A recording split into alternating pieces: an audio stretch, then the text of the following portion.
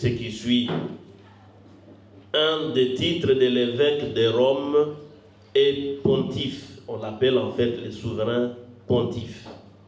C'est-à-dire celui qui construit des ponts avec Dieu et entre les hommes.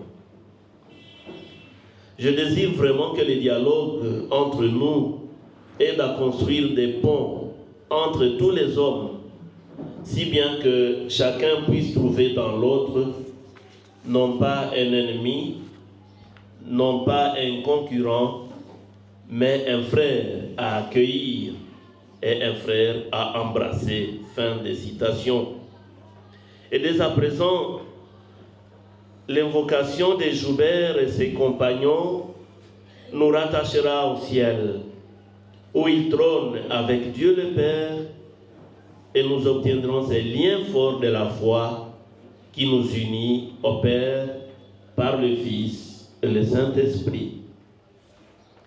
Le premier fruit que nous tirons de la béatification de nos bienheureux martyrs est justement celui de la convivialité, où ensemble nous sommes invités à nous serrer les coudes afin de bâtir sur la base des valeurs chrétiennes et sur la base des béatitudes, comme vous l'indiquez sur les calicots qui présentent ces colloques, eh bien, nous serrer les coudes comme aussi pour nos bienheureux, afin que le vivre ensemble de paix soit effectif, un vivre ensemble de fraternité, un vivre ensemble de prospérité de notre espace, comme l'ont su bien vivre Joubert et ses compagnons, jusqu'à verser leur sang parce qu'ils y croyaient et parce qu'ils ont cru à l'Évangile et parce qu'ils ont cru à la mission qui leur avait été donnée. Cela souligne le rôle fondamental de la religion dans la création des espaces de dialogue entre les hommes, peu importe leur appartenance, tant au plan sociologique que spatio-temporel. Ceci parce que on ne peut pas construire des ponts entre les hommes en oubliant Dieu. Comme on ne saurait vivre des liens véritables avec Dieu en ignorant les hommes et les autres. Et célébrer la béatification de Joubert et ses compagnons missionnaires xavériens suppose donc un engagement pour nous qui célébrons cet événement avec faste, eh bien, un engagement à entreprendre la route de notre développement avec la force de la foi. Parce que c'est par la force de la foi que nous sommes unis en venant de divers horizons. Joubert et ses compagnons nous orientent ainsi, surtout dans les contextes difficiles que nous connaissons, contexte de notre région à l'est de la République démocratique du Congo. Ils nous entraînent tous vers ce vivre ensemble promoteur de véritable développement de notre entité, construit sur le socle du pont entre nous, afin de faciliter la réconciliation, en évitant toute entreprise promotrice des murs de séparation entre les peuples. En effet, seul sur ces points de la foi, les ponts de la foi de nos bienheureux martyrs, peut nous aider à la traversée de nos différences, mais dans un schéma forcément identique à celui de Joubert et ses compagnons, le schéma d'un témoignage de vie, un schéma pouvant donc en conséquence conduire au martyr. Et refuser cette voie du pont de la foi nous sépare éternellement de Dieu et serait la consécration de notre propre mort. Par contre, entreprendre cette voie nous invite à détruire les murs de nos différences et de la haine pour entrer dans ce que nous pouvons appeler la civilisation de l'amour et dans la pacification de nos espaces de vie, de nos milieux de vie, de nos communautés ecclésiales vivantes. Dans son encyclique Fratelli Tutti, le pape François nous a aussi exhortés à construire des ponts entre les hommes, entre les peuples, et ainsi donc à créer ce qu'il a appelé des liens d'amitié. Par cette exhortation, le souverain pontife nous invite vers cette voie de notre vivre ensemble. Et il le dit mieux lorsque il dit que notre vocation à la vie chrétienne consiste à vivre au milieu du monde et de la société pour évangéliser ces diverses instances, pour faire grandir la paix, la cohabitation, la justice, les droits humains, la miséricorde et étendre ainsi les règnes de Dieu dans le monde. Si donc nous voulons évangéliser le monde à la manière de Joubert et ses compagnons, la voie de la construction de ces ponts de fraternité et de témoignages chrétiens reste appropriée pour fêter les souvenirs de ceux qui ont donné leur vie afin que le monde croie aux béatitudes et aux valeurs évangéliques.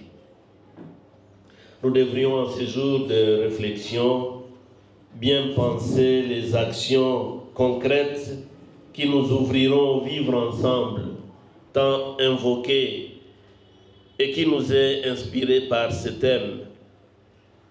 En effet, seules quelques actions communautaires et d'autres initiatives pourraient déboucher à cet espace facilitateur des relations entre les hommes. Et nous avons cité un certain nombre d'instances.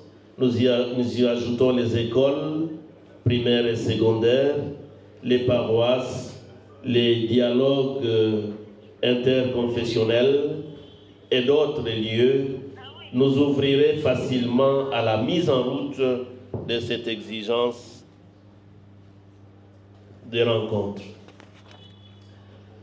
Il y a un certain Maurice Gardiol, membre du comité de la plateforme interdiocésaine interreligieuse de Genève, qui l'exprime mieux lorsqu'il dit que c'est un véritable respect de l'autre, respect de ses traditions et de ses croyances qu'il faut parvenir à édifier, en approfondissant aussi sa propre vision du monde et de la vie.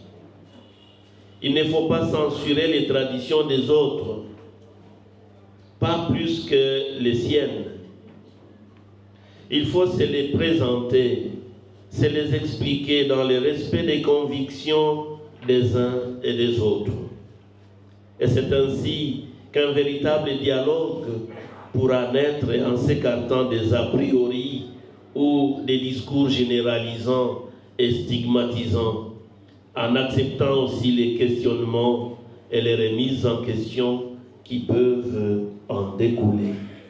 C'est donc une très grande entreprise, construire les ponts entre les hommes et les femmes de notre temps. Célébrer les martyrs nous inspire ainsi de construire donc ces ponts dans les diocèses d'Ouvira, dans la région des Grands Lacs, tant perturbée en ces jours. Et l'église d'Ouvira, lorsque elle célèbre cet événement, elle voudrait en même temps s'engager à construire les ponts, pas désormais de la foi, mais construire les ponts du bienheureux Joubert et ses compagnons.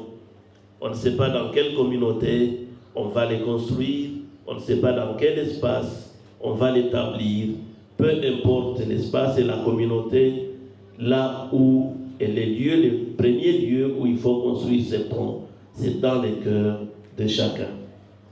D'abord dans nos cœurs donc, puis dans l'imaginaire du vivre ensemble et communautaire. Et c'est dépend d'une fraternité et d'un vivre ensemble producteur de nouveaux saints dans l'église d'Ikivu. Je vous en ai parlé au début de cette communication. La solidité de ces ponts ne dépend-il pas de la capacité de se rencontrer pour se connaître, la capacité de connaître son histoire et aussi celle des autres? C'est un chemin indispensable pour espérer un avenir de paix et non pas un avenir de violence. Les bienheureux Joubert et ses compagnons ont par leur sacrifice été des ponts où passe l'intercession des hommes et des femmes de notre temps, criant comme du temps de Moïse leur misère. L'Église Zouvira et du Congo espère désormais que par l'intercession de Joubert et ses compagnons, les ponts de la concorde et de la fraternité sera tout autant possible entre les diverses communautés qui forment l'espace ecclésial de notre Église locale. Il est bien entendu que bâtir un pont soit une œuvre humaine, et pour cela, tout se passe entre chute et relèvement. Avec le temps que cela exige, vu les diverses contraintes liées à la réalisation de ces grands projets qui doivent commencer dans les cœurs de chacun et s'étendre dans l'imaginaire ecclésial et social de notre milieu de vie. C'est donc avant tout le monde qui est impliqué dans la construction de ces ponts. Et il faut de la patience et du temps pour comprendre l'environnement de la survenue de l'harmonie tant attendue entre les peuples. Mais aussi, un pont doit s'entretenir, c'est-à-dire qu'une fois réalisé, il exige d'être protégé des aléas de notre histoire. Et nous avons beaucoup de raisons pour rencontrer ces contraintes, pour pleurer les démolissements de ces ponts. Une sagesse anonyme souligne que la vie mettra des pierres sur ton chemin. À toi de voir si tu en fais un mur ou un pont. La béatification de Joubert et ses compagnons est d'elle-même un pont avec toute la mobilisation et la possibilité de la rencontre qu'elle entraîne. Il y a certainement longtemps que nous n'avons pas pu voir une marée de gens confluer vers ces lieux où sera célébrée la béatification.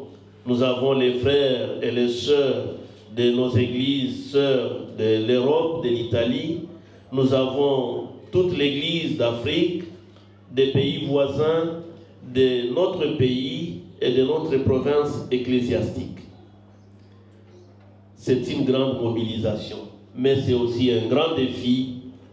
Défi d'abord du cloisonnement qui nous caractérise et nous empêche souvent de rencontrer. C'est une opportunité pour nous de souder désormais des liens de notre fraternité, et c'est une possibilité pour une perspective de relations qui désormais nous ouvre de nouvelles voies de vie commune et d'engagement jusqu'à livrer notre vie pour le salut des autres. Si donc les ponts incarnent les liens, s'il incarne la cordialité, s'il incarne la fraternité, là où les murs représentent la fermeture, l'isolement et les replis identitaires, Joubert et ses compagnons sont une grande source de cette fraternité sans frontières appelée à se solidifier, même au prix du sang, à poser les jalons du processus de reconstruction de la cohésion sociale dans des zones de crise multiforme où nous vivons en ces jours de guerre.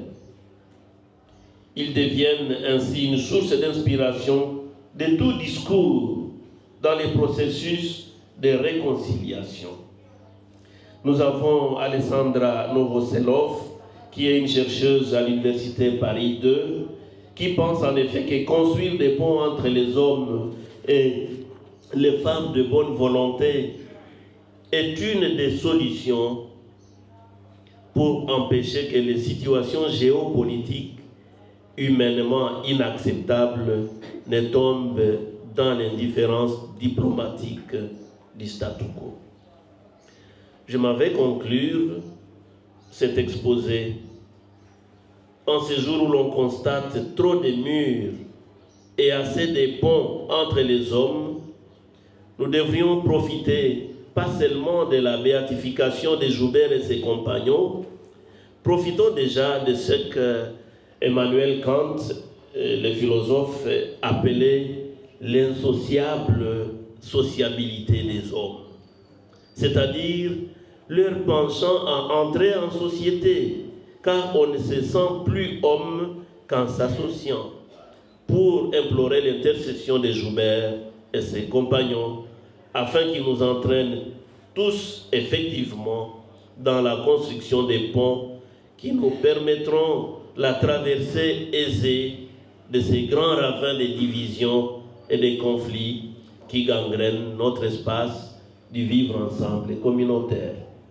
Implorons donc l'intercession de Joubert et ses compagnons afin de nous obtenir une ère de paix, une ère de fraternité, une ère du vivre ensemble pour le développement de notre région d'Uvira, de notre église locale, de la province ecclésiastique, de notre pays et de notre continent et pourquoi pas du monde entier.